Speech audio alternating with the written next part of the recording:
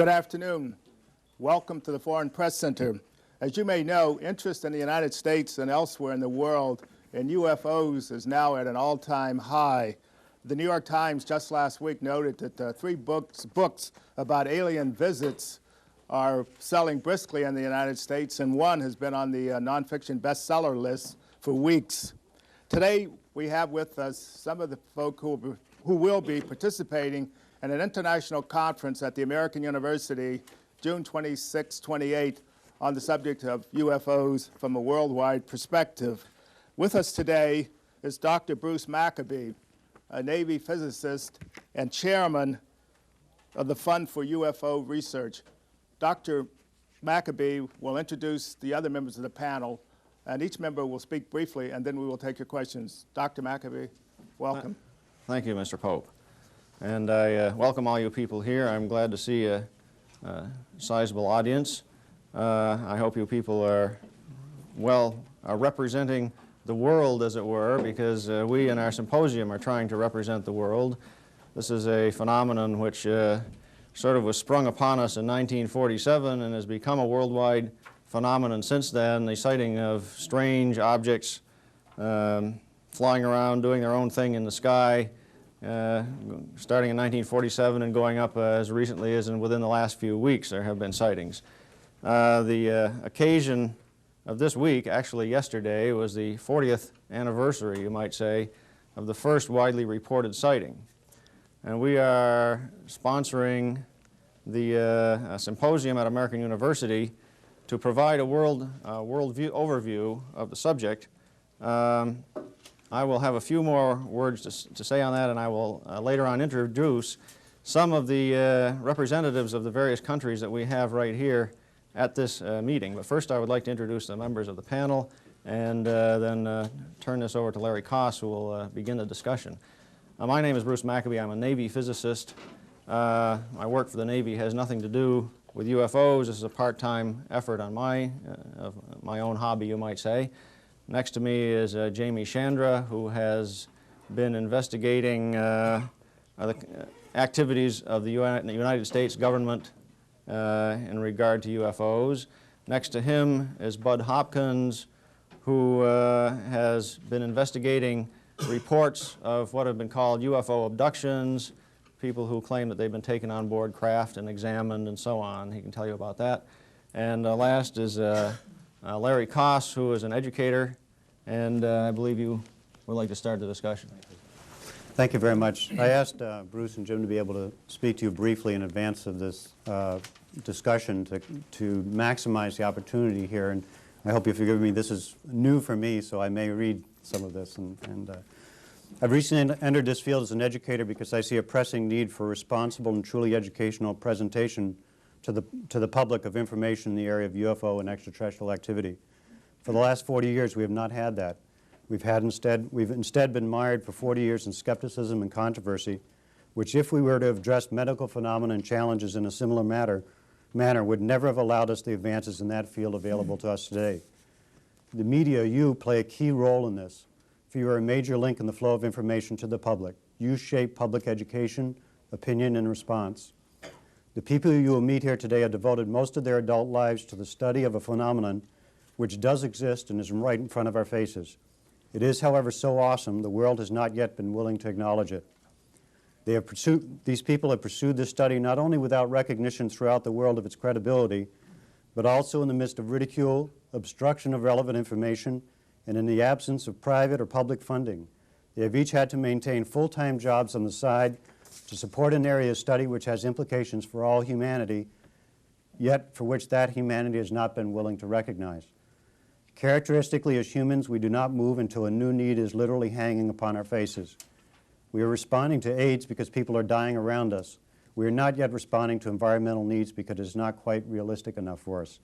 The truth is UFOs, which we perhaps should call EFOs for extraterrestrial flying objects, do exist worldwide, as the symposium will evidence.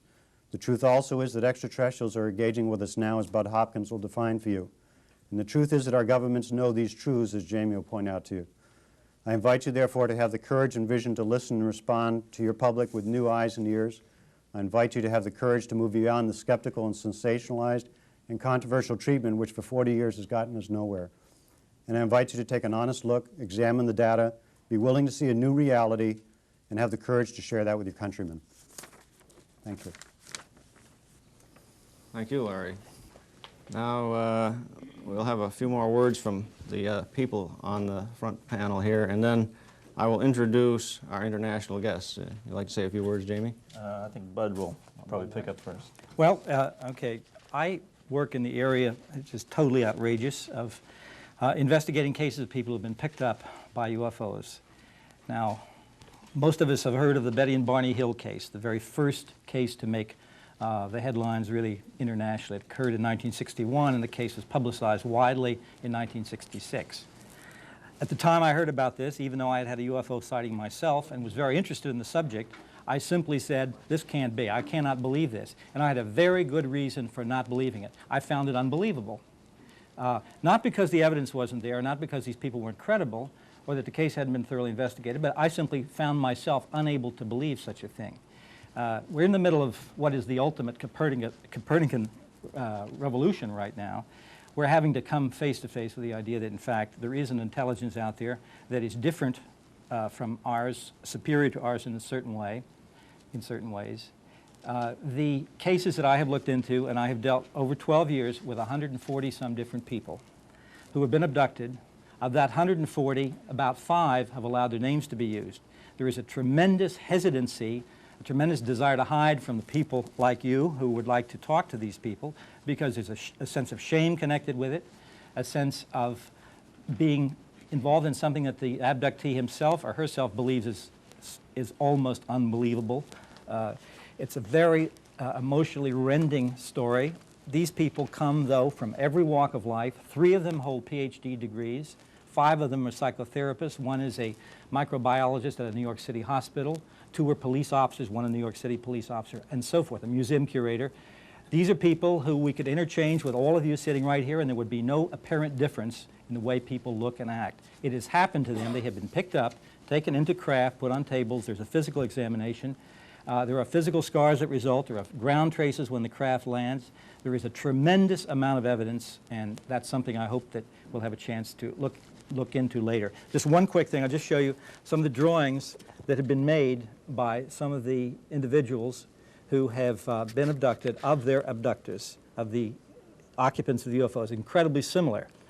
And just one last little note. A man who had remembered a great deal of his abduction experiences without hypnosis — it's a myth that hypnosis is essential to these cases — took one look after he made his drawing of the figures that he remembered. He took one look at these pictures and jumped almost out of the chair. This is a big man, a businessman, burst into tears. And then he said to me, "Bud, where did you get those pictures?" And I said, "I got them the same way I got your picture." The evidence is there, gentlemen and ladies, and I hope you consider it. Can we ask you a Go follow-up? ahead. Since we have an international audience, what countries did these take place at? Well, pictures I showed you here, one took place in Mexico, one in Canada, and the other 4 in the United States. We have them from all over the world, and Cynthia Hine from Zimbabwe has cases that are parallel these, South Africa. It's international. You want to say some words, Jimmy? All right, well, the area of investigation that I and my associates, Bill Moore and Stanton Friedman, have worked in primarily is the area of what does the government really know? The first question you have to try to get at is, who is the government? I mean, the government isn't one body that you can approach and they can either tell you the truth or not tell you the truth. The government is broken down into a whole series of agencies and groups. There appears to be, and our investigations indicate very strongly, there appears to be one group responsible for all the information regarding UFOs. And in fact, the government has a term that they've coined, which is IAC, which stands for Identified Alien Craft, as opposed to Unidentified Flying Object. We decided primarily that the best route to getting good information was to try to aggressively pursue and cultivate strong contacts within the government, within the intelligence community. We have been successful in making inroads in that direction, and some of the fruits of our research came up with a presidential briefing document for President Eisenhower, which I believe you each have in your packet there, which is probably the most significant document ever to surface if we can ultimately get the final absolute validation on that. Our belief at this point is that it is true, but we can't absolutely certify that. We've researched that document for 2.5 years. We have been able to determine that all of the individuals involved are the right kind of people, both background-wise, the government affiliations, their science and intelligence or military backgrounds. Everything interfaces perfectly. We found support information through the National Archives also. It appears that one of the reasons that the government would try to hide this kind of information is not a cover-up in the true sense of the word cover-up. Cover-up generally is a word that connotes wrongdoing. Somebody's hiding something for their own gain or specific purpose of that nature. From the beginning, it appears that the government would have been grossly irresponsible were they to simply dump this information on an unsuspecting public. They had to put the most responsible scientists, military, professional minds that they could gather to examine what was going on. What was this phenomena? Where were these craft or these things coming from? Relative to a crash in the desert in 1947 in New Mexico, could we duplicate this material? If these people could come here from somewhere else, what was the threat to national security? What was the threat to world security? And national security, of course, involves a lot of different levels. It's not just military. National security and world security involves economic, psychological, religious, all ramifications. So all of those areas had to be examined, they had to be studied, and a government or a group assigned to this specific area had to maintain an absolute covert status so that unwarranted conclusions would not be built upon a limited amount of information. So disinformation processes and those things normally attributed to intelligence agencies had to be put into effect. And it was, in essence, for security and security of the world in the United States and other areas, as well as it's for the protection process. In other words, in that sense, debunking systems were set up, and in many cases deliberately so that groups would not become so aggressive with a specific point of view in mind. They wanted to continue to try to diffuse that. This is what our research indicates. So we have a major document, which appears to be the most significant document that's ever come out on the subject. We have a lot of research and a lot of contact with certain individuals within the intelligence community, and all of the indications are that this document and the things that we have uncovered are the tip of the iceberg. What it's ultimately going to take to get the rest of this information to come to the front and to come out, I don't think ultimately is going to be lawsuits and challenging and an enormous adversary position between the press and the government. It's going to take people working consistently and in good conscience and with great integrity to try to get the material, to try to ascertain the validity of the material, and to be able to progress in that fashion. So as a statement, I'll end there, and we'll open up to questions now. Well, I would like to make a few more comments and then introduce the international guest here. First of all, I should point out with regard to the documents in the press package, although they are the most significant. You don't have a press package? We'll have a sign-up sheet for requests for additional comments. Okay. There has been, over the years, a continual accumulation of tidbits of information. The accumulation rate increased within the last 10 years as a result of the Freedom of Information Act here in the United States, when we could write for documents from the government and begin to put together a story of what our own government in the United States was doing over the 40 years, and it became clear that there were a lot of agencies collecting information. This is not just a problem for the United States. The other governments have also treated the UFO problem seriously without necessarily telling the people in their countries. Dr. Roberto Pinotti from Italy, who is not here today, will be here tomorrow, can talk about what he found out from the Italian government. William Chalker of Australia, who is not here today but will be here tomorrow, will be at American University tomorrow, can tell you what he found in the files of the Royal Australian Air Force. Stanton Friedman, who is here, standing up over there representing Canada, can indeed tell you about what was found in the files of the Canadian government. Unfortunately, an official representative of France, Jean-Jacques Velasco, who is the head of a group called translating into English, the Group for Studying Aerospatial Phenomena, a subgroup of the French National Space Agency, CNES. He can tell us, he will be telling us tomorrow, on Saturday, about investigations by this official French group of sightings in France. So this is an international problem for governments as well. Now I'd like to say a few more words about the symposium. There is a proceedings of the symposium which will be available at the symposium, already published. These are the papers of the invited speakers. And there will also be a press conference tomorrow at 2 p.m. in the Ward Circle building at American University. During that press conference and afterwards and during the symposium, there will be visual and graphic materials for people who come to the symposium. If you want to see photographs, you want to see videotapes of documentaries that have been made, all that material will be available. Okay, now I will introduce the international guests that we have here and then open up the floor for questions. I've already mentioned Stanton Friedman from Canada. Yes? Might ask him to stand. I want to catch him on camera. Okay, Stanton Friedman is standing already. Sit down, Stan, so they can get you on camera.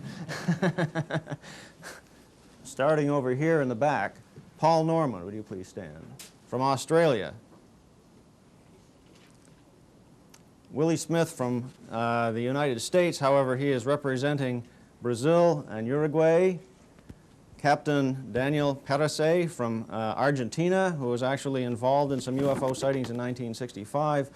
Vicente Juan Ballester Olmos, who is representing the Iberian Peninsula, mainly Spain. Cynthia Hind from Zimbabwe in Africa. And Hillary Evans from England. Have I missed anybody? Bill Moore. Well, Bill Moore can stand up. He's representing the United States at the present time.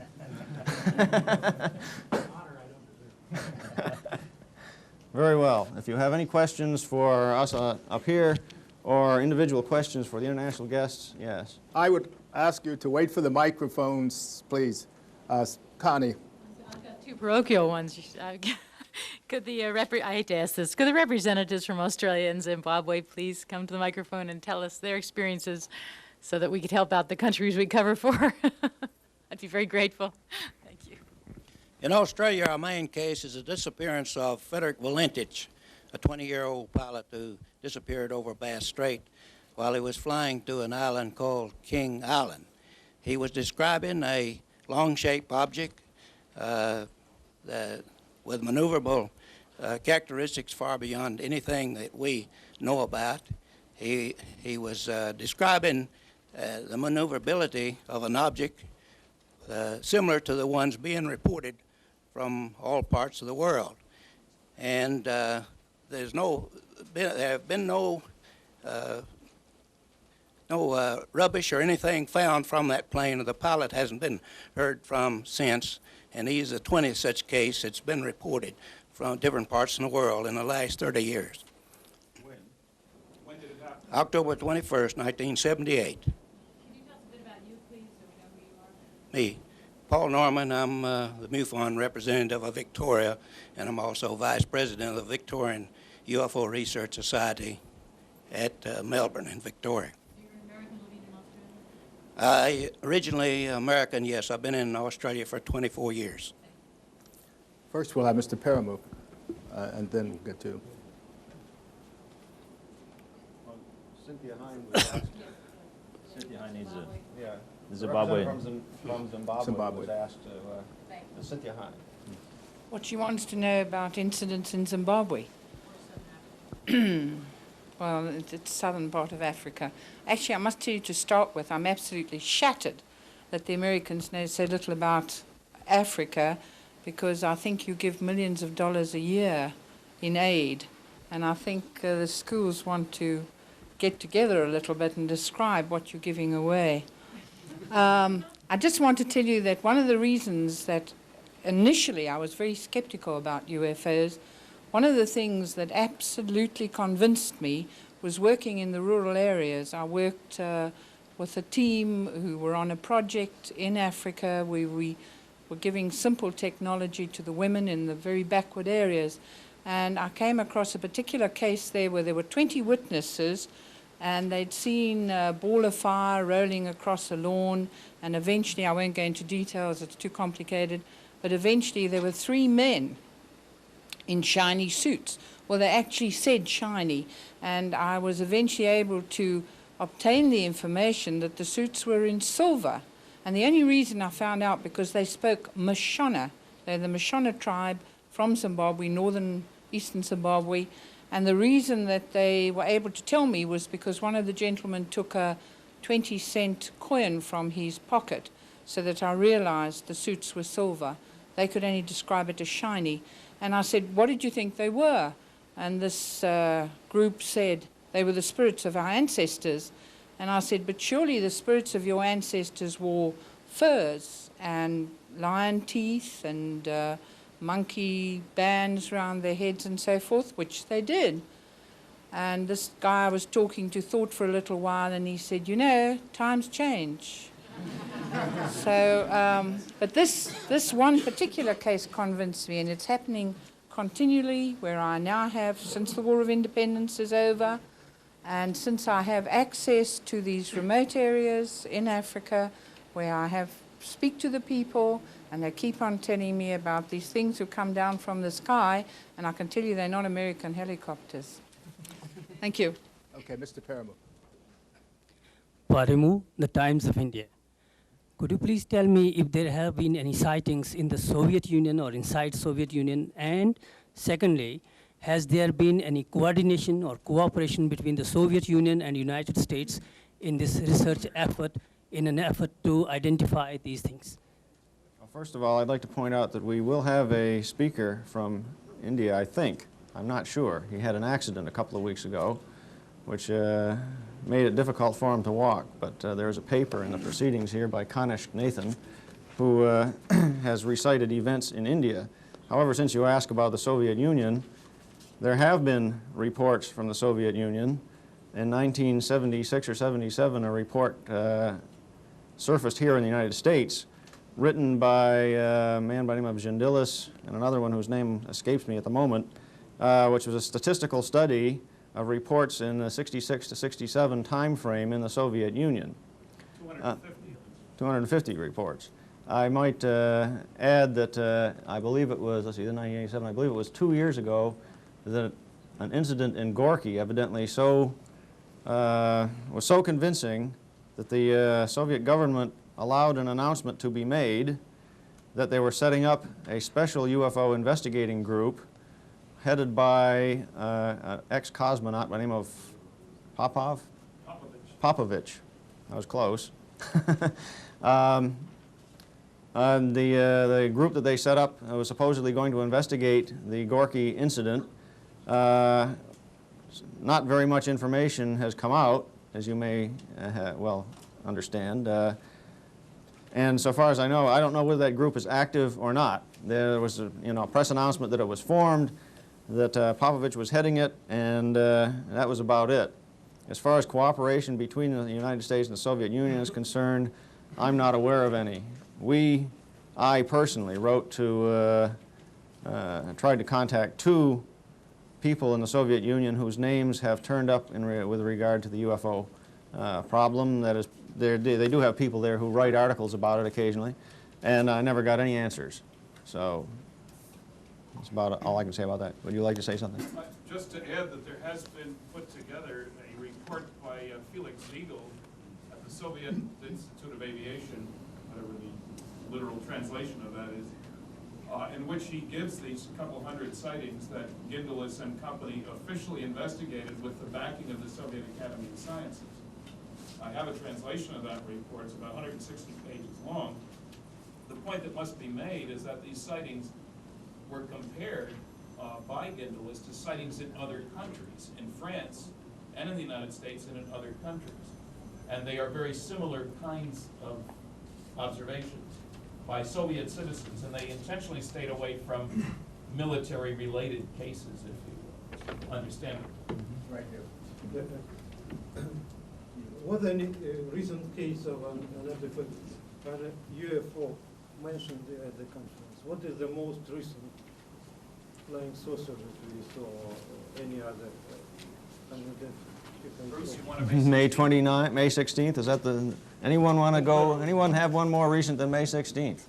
May 16th this year. May 16th of this year in Canada, right? Yes. Is that the radar-only event? An aircraft flying along in Canada, a 747 again? No, 737. 737, okay, a large jet aircraft where the crew picked up on their aircraft radar an object that was traveling, if I remember, what, 9 miles every second? Every 6 seconds. Every 6 seconds. 5,400 miles. 5,400 miles an hour. That was a radar-only sighting. I might point out that it was very similar to one that occurred in Alaska in late January, which was also a radar-only sighting by an Alaskan airline jet. Again, a very rapidly moving object picked up on the airplane weather radar.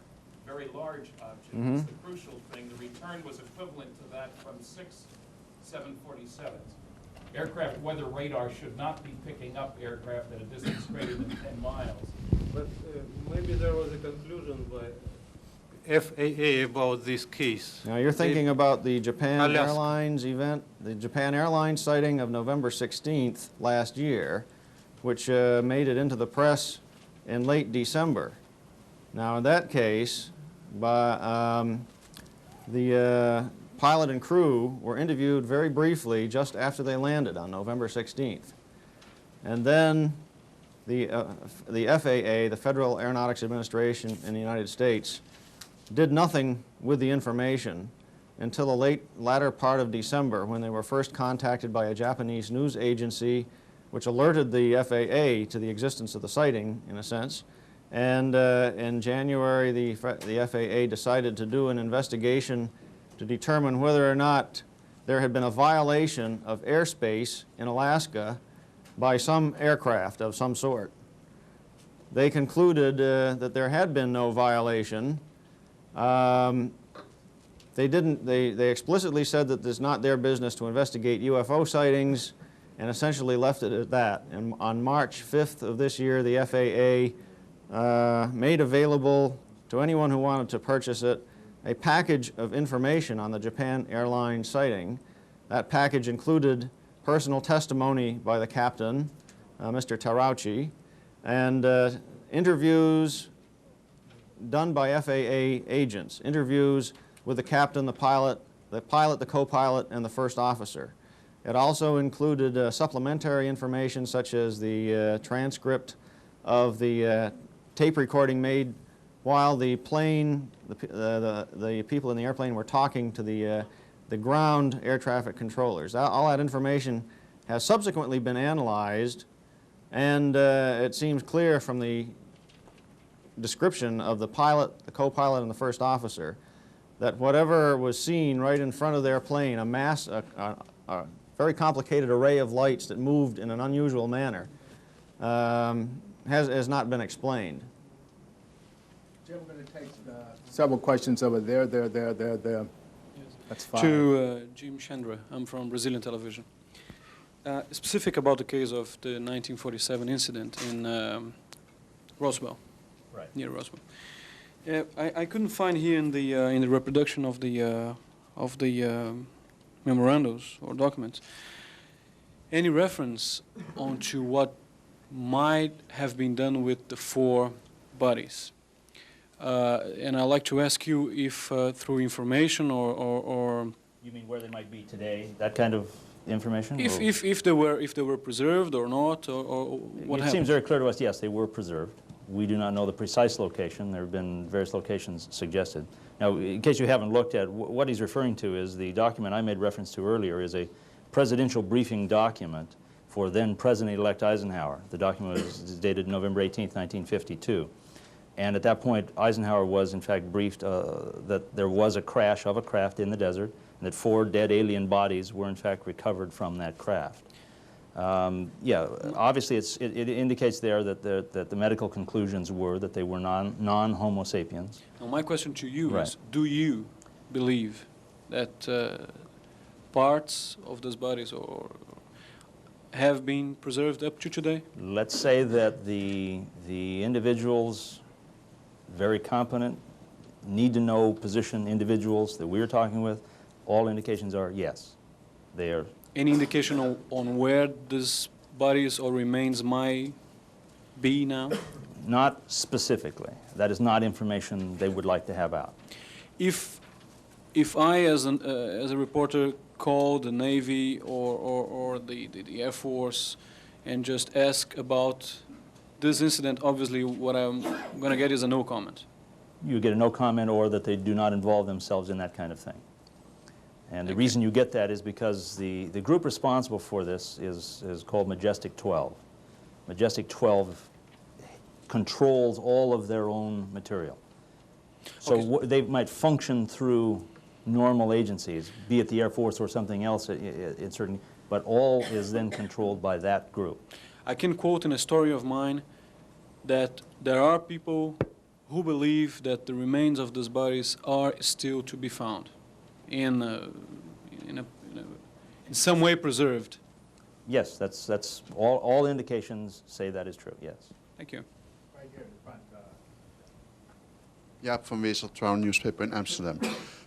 So what reason would the US government or any other government have to conceal the existence of whatever? Of alien contact? Of alien contacts for such an extended period? Well, there's 2 ways to look at that. First of all, if you look at it from the standpoint that the document that we're releasing at this point is a standalone, that incident happened. Okay, let's for a moment say, okay, yes, we believe it's true, that incident did happen, the government was there. Why would they hold that document secret for 40 years and then release it? That is a good assumption. I mean, the government would be wrong to do that, to hold it for 40 years for that one isolated incident. However, if what they determined and discovered was that was only the beginning, and that this began to escalate, that it has not been a void for those 40 years, that there's been a considerable amount of activity within that time frame, then there becomes a much greater justification for not releasing that at that time, because they had to continue to study and investigate and to deal with the situation until they could determine they were satisfied that they had a grasp of it. May I add Sure. just a quick little comment on that? If there has been, let's say, no contact between governments and the occupants of UFOs, and all a president could do would be to announce to the public that these things absolutely exist. They can outfly anything we have. They can pick our people up at will, paralyzing them, then returning them. There's been no communication. Just say they exist, they can outfly anything we have. They haven't talked to us. We'll let you know when they decide to talk to us and when we know whether they're friendly or not. And I said, if that's all they could say, I would rather be in the liquor business at that time than the real estate business.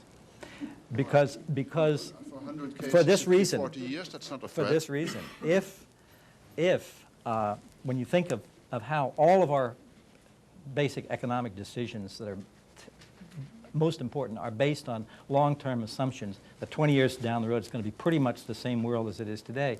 If you threw that information out in a world where people are taking out 30-year mortgages and saving for college education and so forth, you might truly panic people and turn the economic world into something rather chaotic. It could happen. I'm not justifying the government's position if, in fact, that's what the way they are reasoning. But you see, without that possibility of communication, without being able to make an announcement saying, not only they exist, but we've talked to them and they're really very nice, or they're very friendly, or whatever, or something. If it's left completely open, I think you have the setting for real panic. I have one other question. On what you say the dead bodies probably are still somewhere. On what is that information? Is that information you have? On what is that based? It's based on our contacts within the intelligence community. Those in an active need-to-know position actively within the intelligence community. They will tell you but not release that information? Right. Right. We have aggressively pursued and developed these contacts and developed a trust, as much as one can develop that in, you know, a trust relationship. In other words, we've been able to verify information that they have disseminated to us, and they have been able to trust the integrity with which we would begin to deal with that information. Right here. I'd like to ask Mr. Chandra, what does the Air Force say? Presumably the Air Force has got control of the radars, NORAD, and so on. They must have all kinds of official information. Which is this not available under the Freedom for Information Act? And can you say what happens when you've been trying to get this information, which you're evidently... Well, what you find is through all normal official channels, you cannot normally find anything. You can find bits and pieces, and that's not to demean the work of anyone that's worked in that area. And as Dr. McAbee can point out, there's been significant ground covered in that direction. But the official thing and the official method and the method of operation, it appears, that the Majestic operatives work in is that anything that is significant that relates directly to the things that they're dealing with goes into their category and is therefore then outside of normal channels. It is exempted from access from any normal method, FOIA or whatever. Could I just follow that? Yeah. In the case of the Japan Airlines thing, there was radar, that's surely official, isn't it? Is it just not available under Freedom for Information? Well, certain aspects, and I think Dr. McAbee pointed out, that you can purchase the results of those things. And they are... The difference between the Japan Airlines incident and actually having bodies or pieces of a craft. The Japan Airlines incident, you know, is a sighting, and the governments of the world, if let's assume they are trying to cover up something, have had a tough time doing it because there have been so many sightings that are essentially in the open record. That is, anybody can go and interview numerous witnesses to events. Even official government witnesses can be interviewed. Pilots, military people on duty, and so on. If you just had the open record, what I like to call the open record that anybody can go and look at, if you just took the open record of thousands, literally hundreds of thousands of sightings throughout the world, and studied that very carefully, you would have a very strong case for something flying around. Then when you add in all this information which has been leaking out literally over the years, you have not only a strong case for something flying around, but a strong case for governments knowing more about it than they've told their people. Now, let me just pick up on that very line. Is this the greatest secret that's ever been kept? No, the secret really has not been kept. They have been leaking things out about the secret for a long time. It is nothing new for us to sit here and talk about aliens from outer space, about the possibility of crashed craft, about the possibility of bodies. In the 50s, it was an enormous threat. Movies, everything portrayed it as an enormous threat. The possibility of that threat, War of the Worlds, all of those kind of, United States versus the flying saucers, you name it, you know, all of those kinds of things. Evolving into the 80s, where we have movies like Close Encounters and E.T., where the aliens now are so friendly that kids will hide them in their closet because the big folks will want to lock them up and examine them. So have they kept the secret, per se? No. They've kept the evidence. You have to understand that we're not sitting here in 1987 saying before you as if this is the first time that anybody has ever talked seriously about flying saucers. The largest press conference in Washington after World War II occurred in July of 1952 as a result of sightings, radar and visual over the Capitol here in Washington. And at that conference, a general who put it on, General Samford, made the statement that there are incredible sightings by credible people. So that's as long ago as 1952. Okay, we'll go over here now. Kathy Gerchik, Washington Reporting Service. Does there appear to be any kind of pattern to the sightings, geographic or otherwise? Sightings have occurred over the last 40 years throughout the world. If there is a variation in that, it is in the times at which sighting maxima occur. In other words, the number of sightings per unit time. In the United States, we had a big flap in 1947. That is, the term flap is used to refer to a large number of sightings in a short period of time.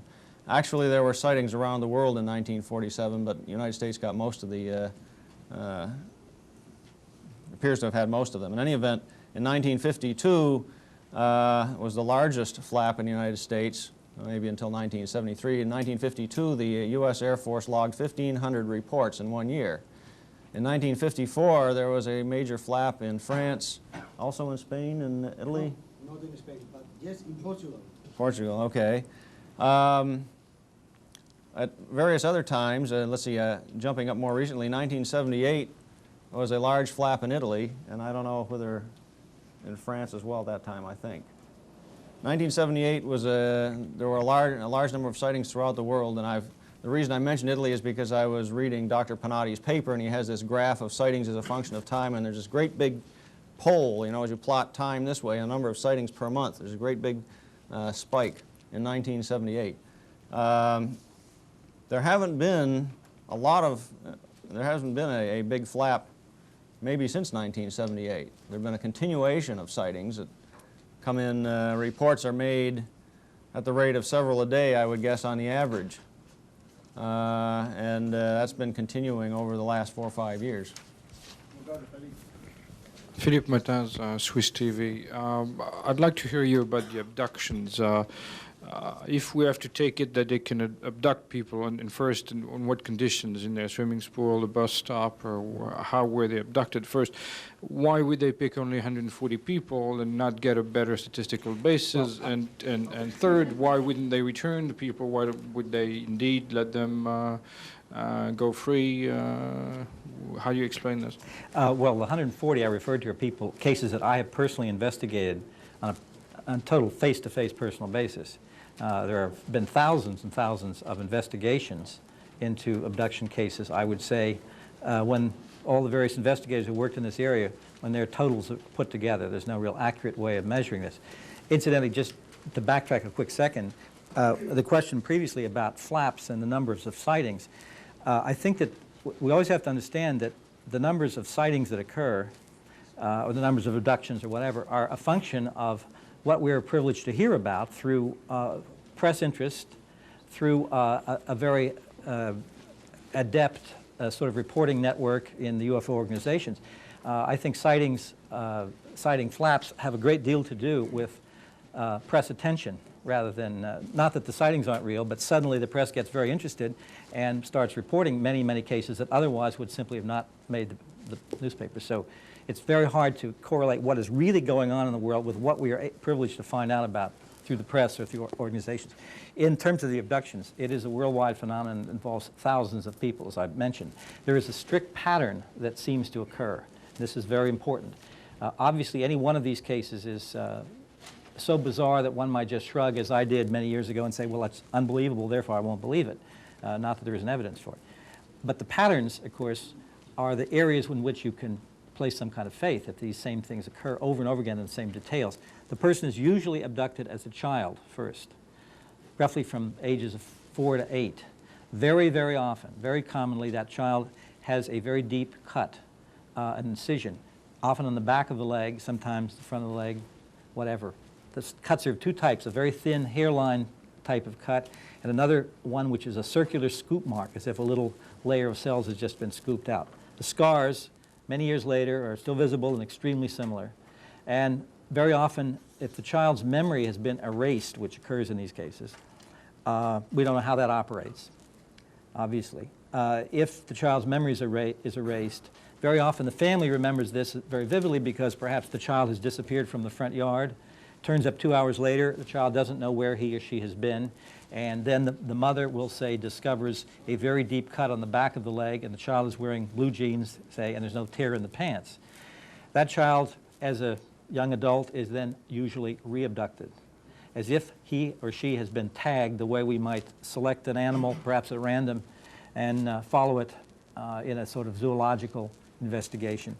Very often then, when that child has passed through puberty, in another abduction, ova and sperm samples have been taken. This dates right back to the Betty and Barney Hill case, which is one of the aspects of that case, the first one we knew about. And that person who has been abducted is liable to have this happen 4, 5, 6, 7 times. We don't really know. How many times has this happened? To an individual, yes. For one child, maybe 5, 6, 7, 8 times. It's hard to know. For that case. For this one person, yes, as if they are being followed, tracked at intervals through life. It's a long, complex story.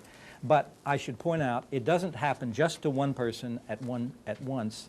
I have one case in which 7 people were abducted simultaneously, 5 people, 4 people. Their recollections are extraordinarily similar afterwards.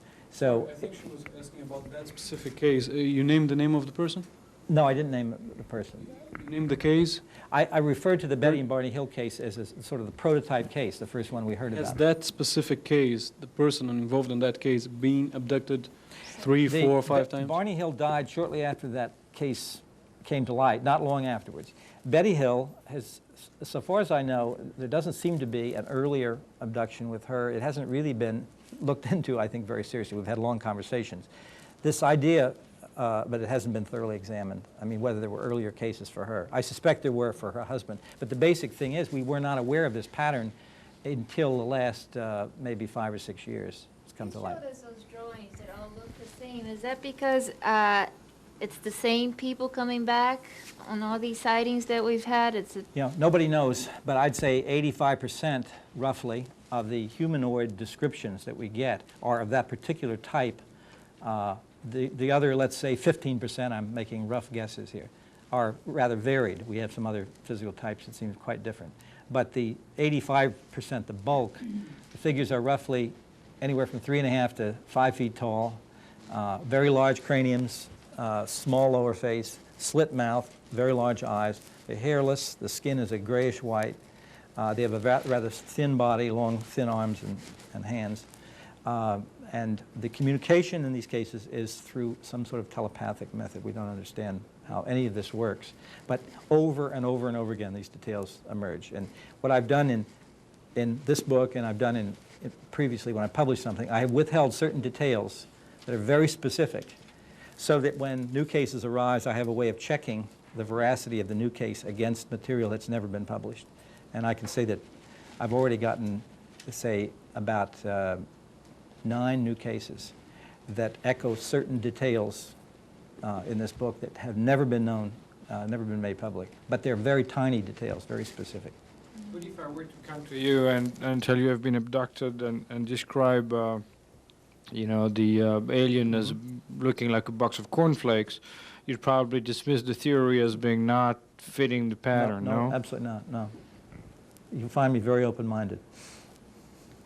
But I think we should make it clear that if you came saying that the first thing you say is, well, I was abducted and the guy looked like a box of cornflakes, maybe it was Wheaties, you'd be subjecting yourself to a sort of slow torture to simply go to allow yourself to be interviewed by Bud.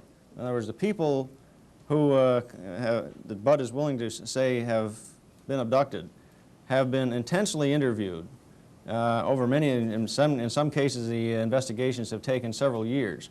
You'd better have a very good story. Furthermore, you better come out with something under hypnosis which is completely consistent with what you say when you're not under hypnosis. And your whole lifestyle had better check. It's not just a question of walking in off the street and saying, hey, I was abducted and I looked like a box of cornflakes. Yeah. What I was trying to say is that there is a mythology, there is a folklore in the popular culture And by and large, and if we look at the movies and then the cultural expressions of aliens, they do look alike. And indeed, in the deep psyche of people, we think that they have larger heads, extended brains, etc., etc.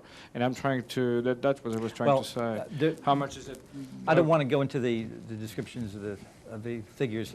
Many of the drawings that were used as the basis for the drawings in Close Encounters of the Third Kind, because of Alan Hynek's being the technical advisor. Actually, there was an attempt to base the figures on the drawings of previous cases.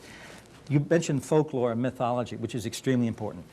We have two basic science fiction myths about contact with extraterrestrials, and they've both been described here. One is that they are enemies, they're going to come and swoop down on us, and the body snatcher idea.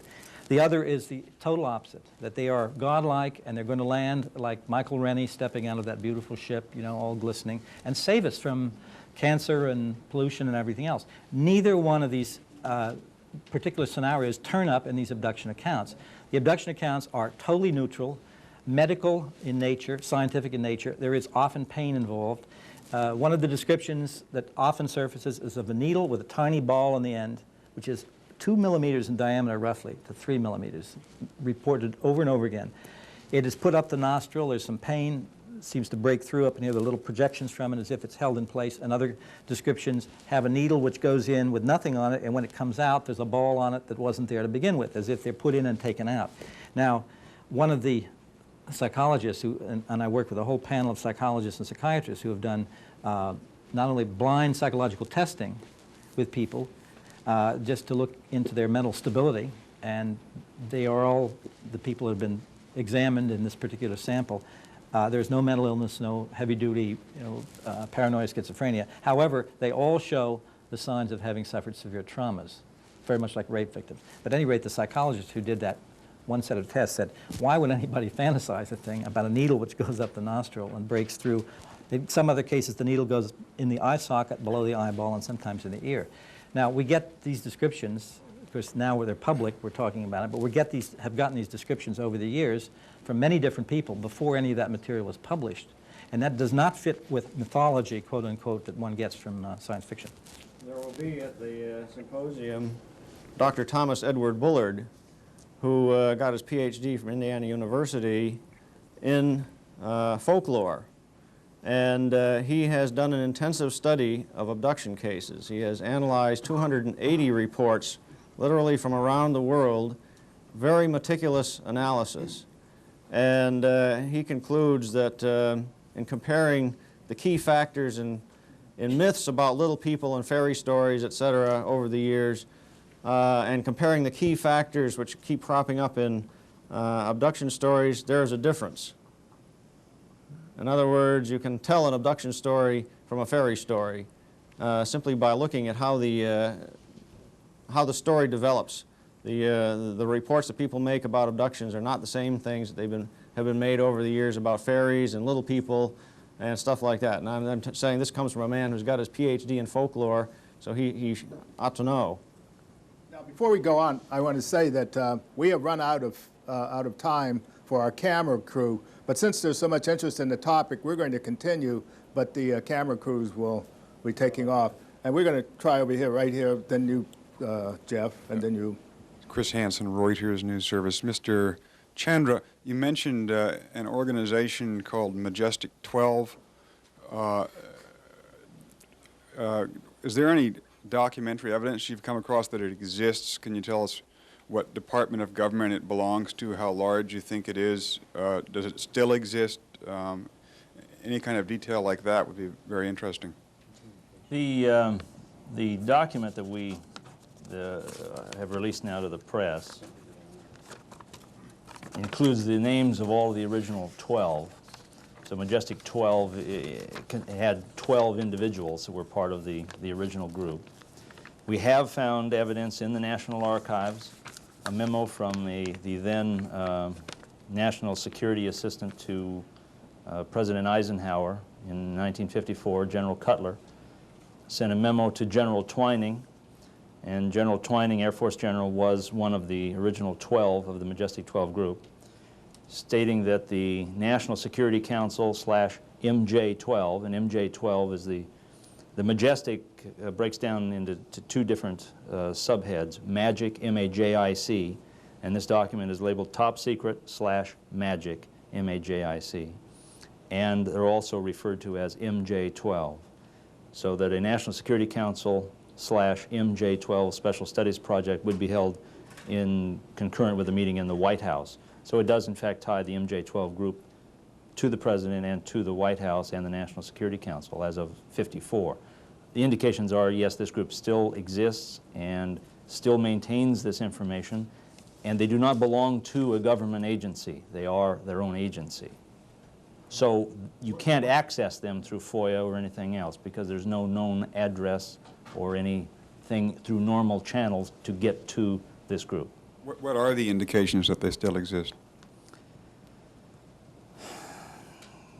We're studying a good deal of the information, and the information that Bill Moore and Stanton Friedman and myself have garnered from this is extensive.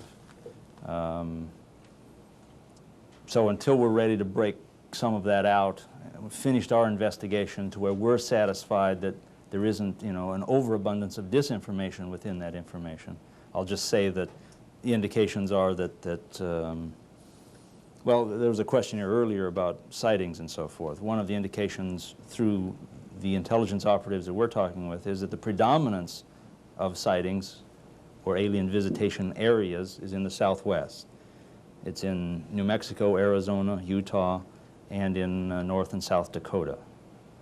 But there's a predominance of information that indicates that this group still exists and their role is very active. Excuse me, just pause for a second. Hold on a second. Maybe the cameras want to do left to right, and then we're going to take Jeff. And